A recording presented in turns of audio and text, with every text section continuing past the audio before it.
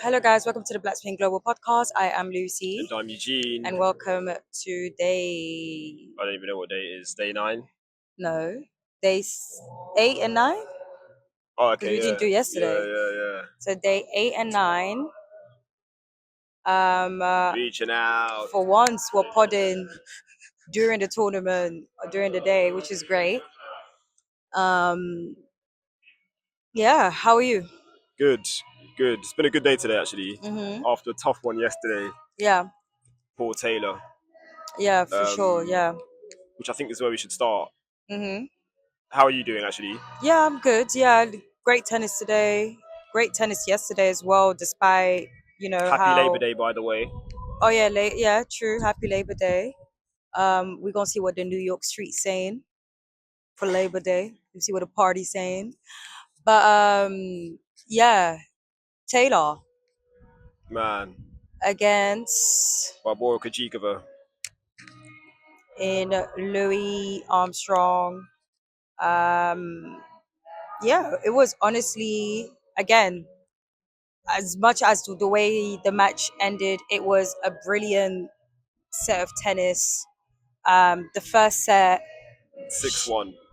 she literally was just breezing through, and I was like, because I initially had Taylor winning the match in 3 sets, and then when the way she was playing that first set, I was like, wow, hold on, she might win this straight with the way that she's playing.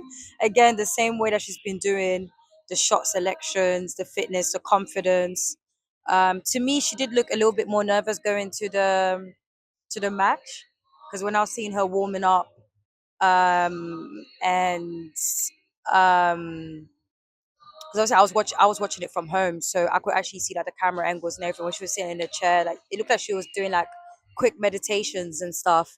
So for me, I think she was a little bit more, which I can understand. You're gonna get to the quarterfinals. You're also facing a champion, and the thing is, as well, she's not just a singles; she's also a doubles champion. So it was interesting seeing two great doubles players going head to head like that for a spot for the for a spot for the quarterfinals. But obviously, everyone is talking about the tie break during that second set, which was brazy. Um, very long, very intense, and massive shout out to Kushikova for literally just saving all this match. Like it's not. I know we're talking a lot about Taylor, how it might be difficult for her, but for her to save all of those 8 match points, and you're facing an American as well, crowd going all wild, and again you're going to the second week of the Grand Slam. It's a lot, but that tiebreak was just it was just a fun set of like tennis. Honestly speaking, I really enjoyed the entire match. For me, was really fun, but that specific tiebreak was great. What do you think? Yeah, no, the atmosphere was amazing. Like, and we've said it a few times since being here, Armstrong is a special stadium. Mm. And I feel like, obviously, Taylor's match before this round was on Ashe, obviously where she beat Mira and Draver. Um, and yeah, like I don't know about her being nervous. I think, I guess, yeah, her kind of this being her first fourth round. Um, well, second actually. She did reach the fourth round in 2019. So we've got some kids trespassing in front of us, which is quite funny. They're just being told to get off the grounds, which is quite funny. Or get off the court even.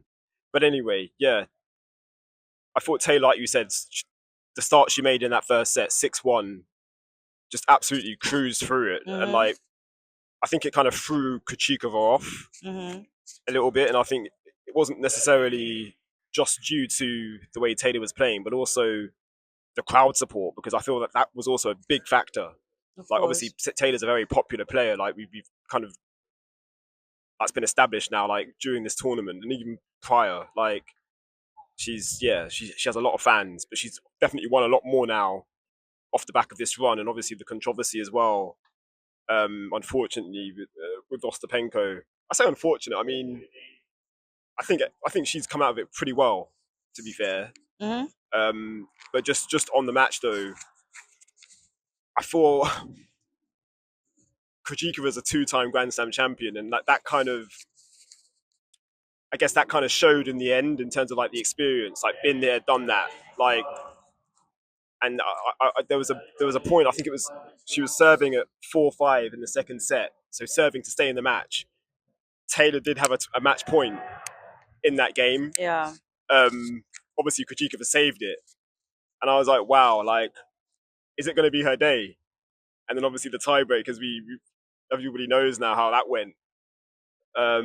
Just insane in terms of the level as well. Like both are playing at a very That's the high thing. level. Like I don't think Yeah. anybody was playing passively or I don't know, Mm, scared. mm, They were both going for it. yeah, for I sure. have seen some silly comments, which I've addressed one of them on our page, unfortunately, basically saying that like Taylor choked.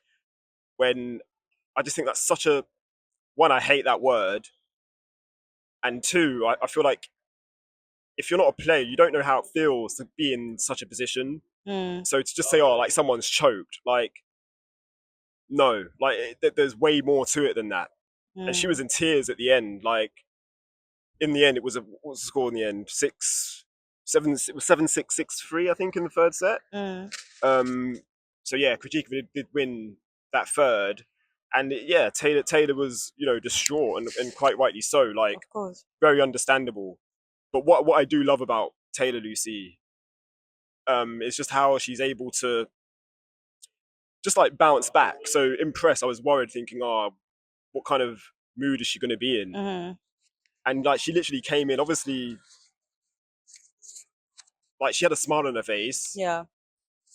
She did crack a joke, and then it was like basically she was just kind of back into. It felt like the Taylor from the previous round, like even though she'd lost. So, and I want to give John Williams, her coach, like tremendous credit for that, because he does a lot of work, like in terms of psychological work. And she mentioned how basically her coach, shout out to John, he allows her to like sulk for like 3 minutes after a defeat, and then after that it's like back. Basically, you're back on now. Like, what's the next challenge? And yes, she's still in doubles, top seed in doubles with Katerina Siniakova. Hmm. So still a lot more, to play for. Um, and again, she kind of mentioned that in press as well, like just saying how my biggest takeaway from the press conference, Lucy, is the fact that she's hungry to play more singles. She said she's right where she needs to be, Yeah. which is what we posted on our socials, Yeah. Yeah. saying that she's got the game to beat, Hmm. the top 20, top 10 in the world. Like literally beat a Grand Slam champion en route to the fourth round, nearly beat another one in the fourth round, Hmm. beat a world number 5 in Mira Andreeva in the third round. Like her singles game is up there, Hmm. and I'm so happy to see that and to hear that she's basically looking, or she cannot wait to basically play more singles. She was like, oh, she looked at the schedule and was like, oh, when am I next going to be on the singles court? So obviously that's going to be in Asia, Yeah. because she still has work to do here in terms of doubles. But I think what's fun is that her doubles talent is actually even helping her with the yeah, singles no, as well. exactly. So like, which I feel like that's what happened this run.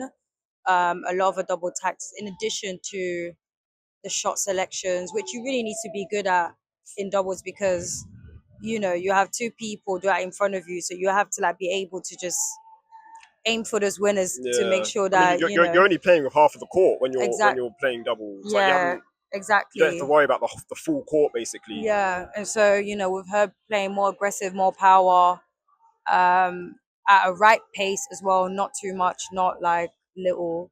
It just worked out well. But yeah, honestly, massive shout out to her and to her team. What a great way to do it at your home slam as well Yeah, is no, it's is is big. pretty is pretty good. I mean, and as much as US Opens the last slam, it's not the end of the season yet, so she can still There's a make lot a more tennis to run. play, definitely. Exactly, there's a lot of tennis next couple of months, and she can still take advantage of that and do something about it by the end of this season and keep increasing her rankings in singles. So yeah, big up Taylor. Obviously looking forward to her playing doubles still. It would definitely be great for her to get a doubles title at home as well, for sure. I mean, she has been in the finals before. I think with McNally. Yeah, Um, exactly. so yeah, so she knows what it's like, And and the yeah, mixed doubles final last and mixed year, doubles Donald final Young. exactly. Yeah. So yeah, so shout out Taylor. Great, great, great run. Honestly, I've loved all of her matches. This tournament, all of her singles matches, they've been really, really great. And then obviously we had today. Felix Auger-Aliassime, rolling back the years. Vintage Felix, he's back. Mm-hmm. So yeah, he took out 15th seed Andrey Rublev in straight sets, 7-5, 6-3, 6-4.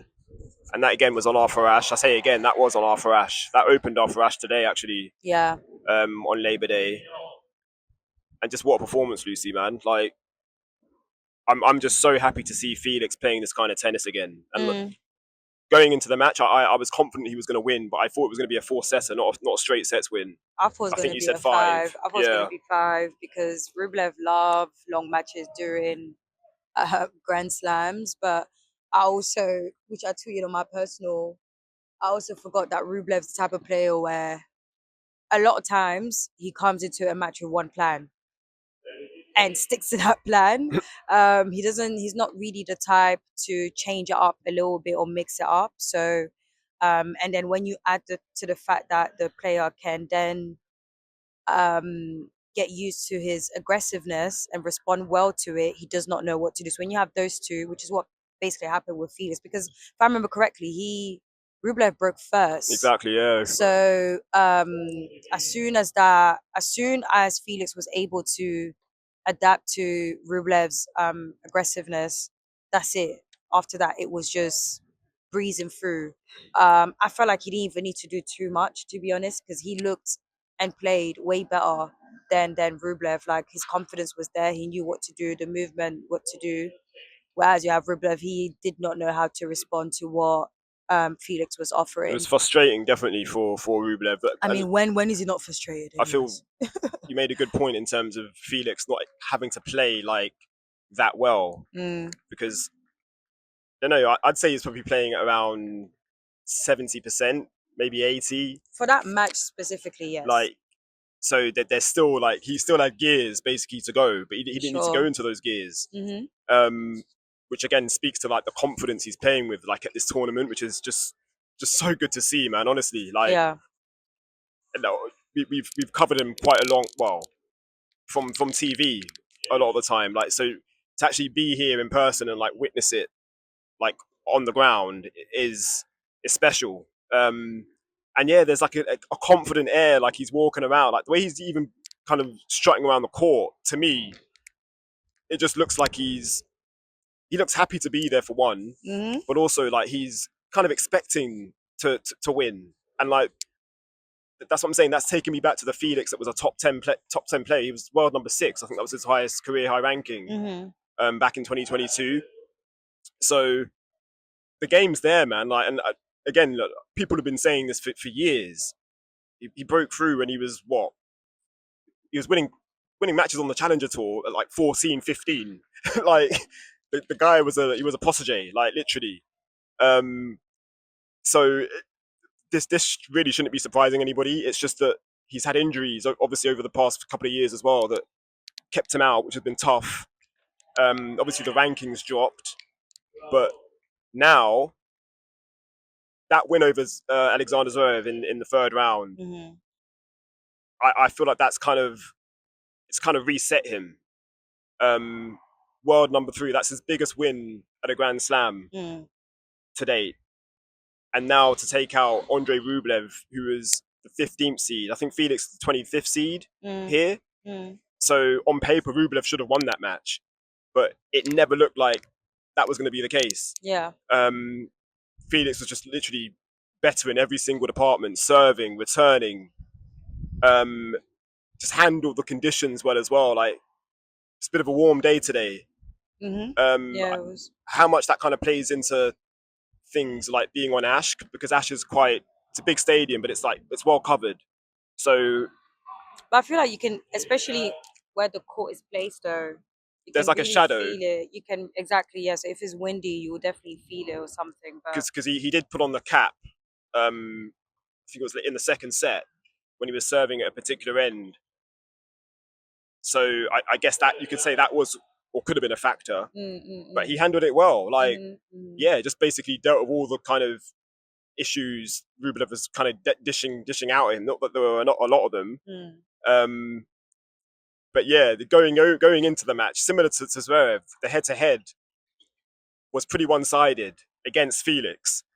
I think Zverev it's 7-1 or was 7-1 going in against Rublev. I think it was 6-2. So similar in terms of like the one-sidedness of that, and I put that to Felix after in press afterwards, and this is what he said. Not really, because it's different. Like you can lose, but there's different ways of losing. Like obviously, the first times I played these guys, they were a bit older than me, and I was coming in. I was not the better player, so it's kind of like okay, I would lose, but I would feel like okay, I still just need to improve. And then once I got to like a similar level than them, sometimes there were just close matches where one time I lost. He saved match points against me. One time I was up like 4-3 with a break in the third set, lost. So he's been tough. Like with me again this year in Doha, we played 7-6 in the third for him. So we've always had like tight matches. So I just know that my level is there with him. I know like the ways to win. It's just about like doing it until the end, so he doesn't come back. So that was Felix talking about the head-to-head. I do find it interesting like when players kind of express the fact that it's not something they really think about. And he did make a good point about basically the times he'd played them in the past, like he was kind of catching up, whereas now his level is pretty much there, like with them. So yeah, just great to see him playing this kind of tennis, and very, very happy to see that his next opponent's going to be Alex de Minaur, who the head-to-head is actually, well, I think it's 2-1 in Felix's favour. So makes a change. Although de Minaur is a top 10 player, I think he's world number 9 at the moment. So it's going to be a tough one. But I'm confident about Felix's chances in that match. yeah. What about you? How do you feel about? Yeah, I'm really looking forward to it. Especially that I feel like they kind of the same level as well in terms of their tactics and stuff. So I think it's going to be like a very entertaining match. Yeah, Alex has been going deep in at tournaments, especially Grand Slams as well. And with Felix playing the way that he's playing, it's definitely going to be an interesting one. I'm looking forward to it. Yeah. Now the match of the day, I think it's safe to say, in terms of anticipation, Coco Gauff versus Naomi Osaka. What's the tweet that you put out? Black girls tennis. Black girl tennis. Whenever I have the two of the black players playing together, that is the vibe for sure. It was amazing. So that was second on Ashe, and it was funny. Like I want you to talk about this as well. I felt like the atmosphere changed like quite dramatically from the Felix match to Gauff Osaka. Like did you feel that? I felt like the Felix match, to be honest, people were really focused on it. Like that was the most quiet I've heard Ashe being, honestly, especially the first set. And it wasn't a thing of like people not doing nothing. People were really tuning into the match and watching it. But it makes sense that the atmosphere will change when you have Coco, who's the star of the US Open, American player. And here, the people also love Osaka.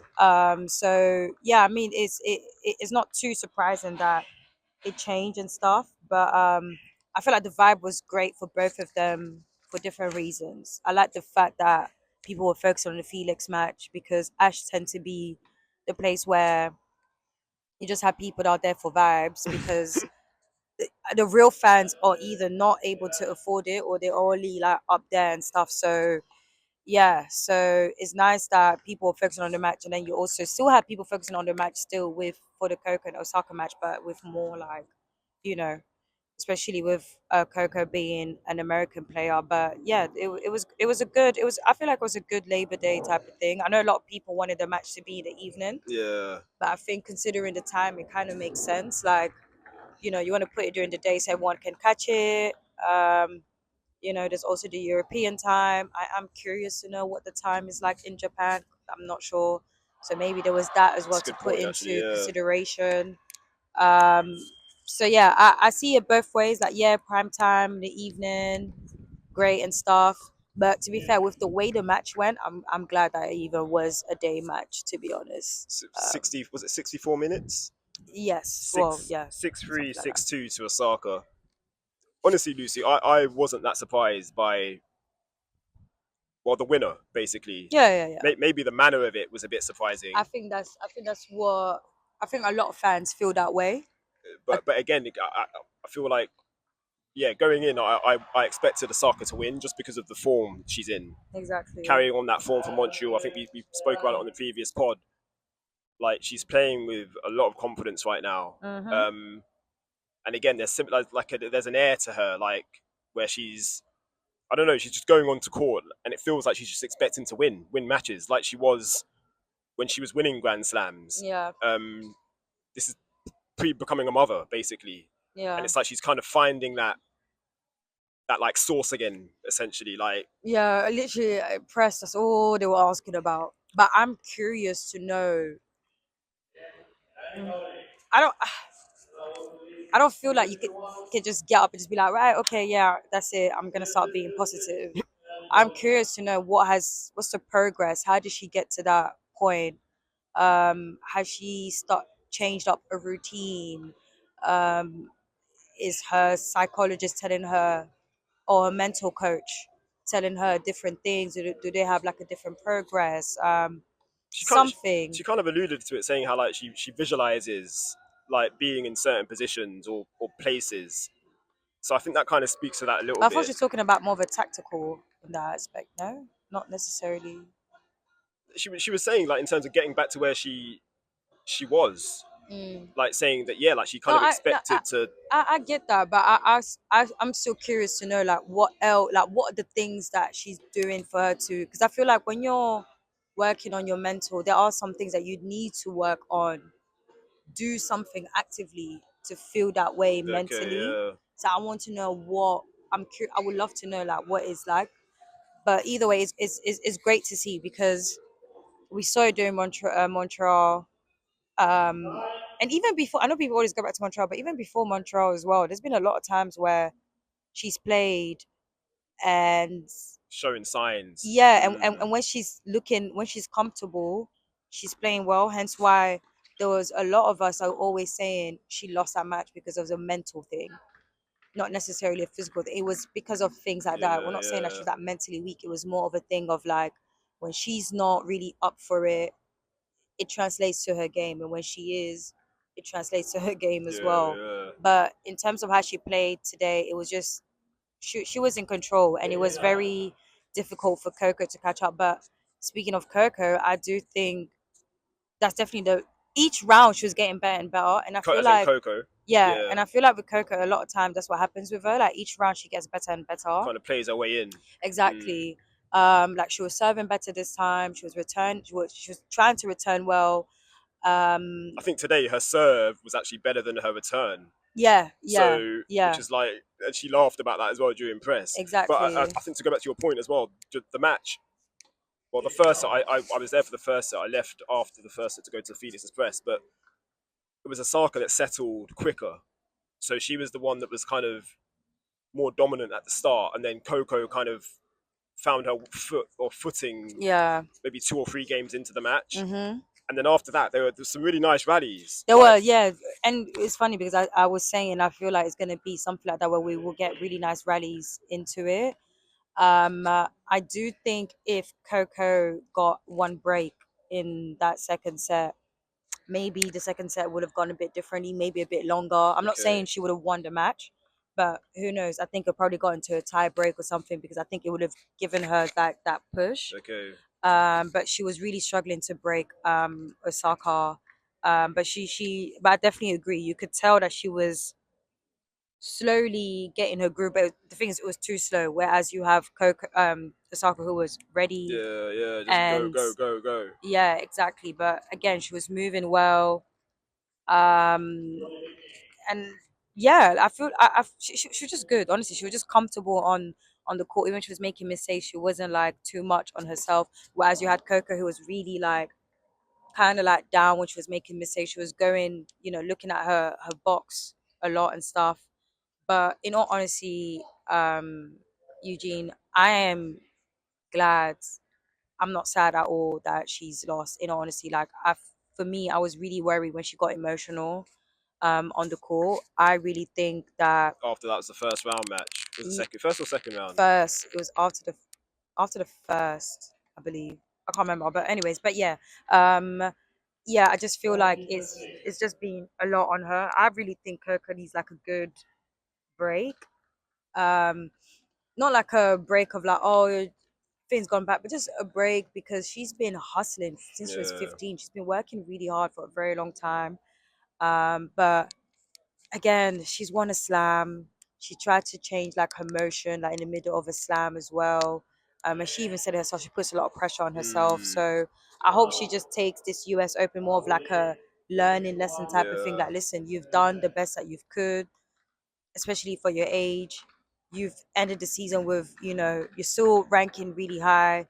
You're still a threat to a lot of these competitors, and you won a Grand Slam that a lot of people haven't. It's been a great year. It's been a great, exactly. Like, it's only been like post, and the things when you look at all of her Slam runs, only Wimbledon's the one where it's been like, she's made second week in all of them.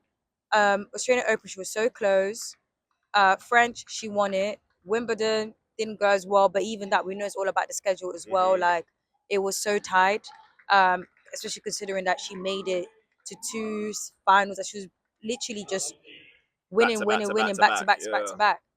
And then, she made a second week home slam, so which she already won as well. So yeah, it is what it is, man. But I do wish we had a little bit more from the match as a whole. But I'm definitely looking forward in the future for like, I can't wait for like a very, like, we have on form Osaka, that's what I was gonna say. on form Exactly. Coco, Both playing at a high level. at a high level. If we ever get that type of match, yeah, mate, it will be like the match of the season of that season, whenever that's going to happen.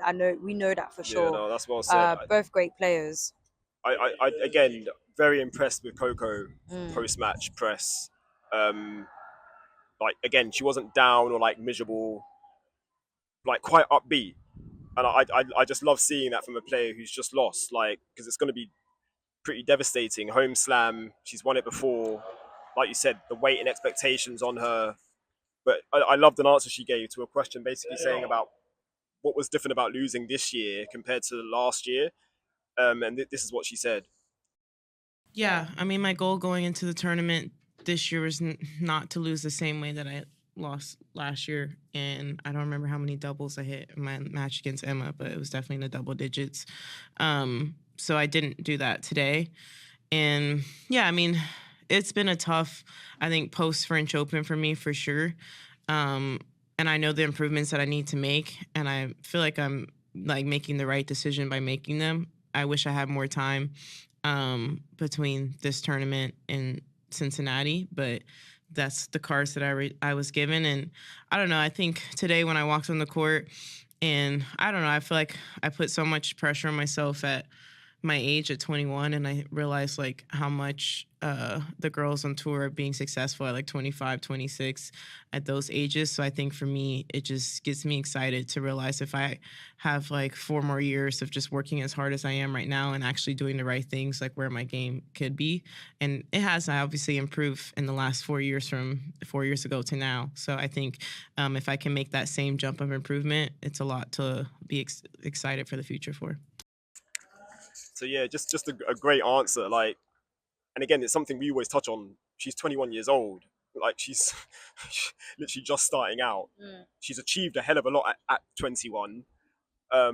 Which she even said herself, like, she was like, when I look at the others at 25, 27, and this is it. So this is where I'm at 21, and she's done more at 21 than them, what those people have done at 21. Incredible. So again, keep your head up, Coco, and just, shouts out to you, because there's a lot to be proud of. For sure. Just in terms of this year at the Grand Slams, like, you're a Grand Slam champion for the second time. Like, yeah. It's been a great year, and obviously she goes off to Asia now, where she did she won some titles last year, so she's got some points to defend. Yeah. But again, she said in press, like, she was just playing with a lot more free. Well, just playing free. Like, didn't put pressure on herself. And it looks like she's going to basically look to do the same this year. During that Asia swing, she will have some time off actually, which is good. Yeah. So between now and Beijing's the next tournament. So that is going to be nice for her to like just take some a time out. off and Yeah. also do some training. She did say she's going to do some training blocks block as well. Exactly. So this would give her time to really practice the new service motion as well, so which is great. But in terms of Osaka, there was a post that US Open did where it's like anytime she's made it for the quarterfinals at Grand Slam, she's won. Are we tempting fate? I'm not gonna lie, when I saw that I was like, guys, don't jinx it. But it's incredible that she's been able to come back. I mean, I know some of you guys doubted her. I didn't doubt her. I just felt like she just needed more time. Yeah. That's it. I do, because I think when she came back from maternity, she was trying to rush the process, and it's like but it shows you how hungry she was, and it goes back to what I was mentioning about watching a documentary and remembering how much of a hard worker she is. And how much she really wanted this, and that's what it was. Like, she just came back, she's like, okay, I want to win this amount of Grand Slams and do this and do that, and da-da-da-da. Yeah, if I don't win it, I'm gonna retire. Do you get what I mean? So there was all of that, but she's taken her time. You know, her ranking has gone up, and when Osaka is playing well, it is so, like, it's just great tennis. Like, when I see her playing like this, it just reminds me, like, yeah, this is who I was watching years ago and was like, who is this girl? What is happening here? But yeah, fantastic match and level from her. She is facing Karolina Muchova, who she lost to last year. Very interesting. Different match though, man. Different match, different level. And again, like I used to say last year, and she's even saying it now herself, where, like, you know, when she's playing against these players, she is motivated. So I think she's coming into that court thinking, I need to get my lick back. You took that away from me last year. You didn't allow me to wear my outfit longer, because that did hurt her. She was like, I wanted to wear my outfit longer. So she's getting her lick back with her 4 Labubus of Althea Glitterson, I think. Today's one, yeah, today's that one. was cute. Yeah, Blinged out. love that. But yeah, massive shout out to Osaka. Looking forward to that match. And that's it. That's it, Lucy. That's it, guys. Obviously, we still have doubles going on. I think Pauline and Sarah Rana are literally playing into the court right next to us at the moment. But Townsend Siniakova as well. Townsend Siniakova, Venus Williams, and Leyla Fernandez are playing at the moment as well. Asia Mohammed, Demi Shares. It's like there's a lot going on. Yeah. So yes, we still got the doubles, but the singles are matches. So we have Felix and Alex on Thursday. Wednesday. Wednesday, yeah. And then Osaka and Muchova, which means tomorrow is a day off, guys. Please do not at me, call me, text me, nothing. Okay? Nothing about tennis for a good day. How about that? Actually, there's some good other matches. Today it's Bublik and Sinner. Exactly. That's first match. That will be really interesting. Definitely putting my VPN on for that. And then tomorrow, Djokovic and Fritz. How do you think the boys are gonna do? Who do you have?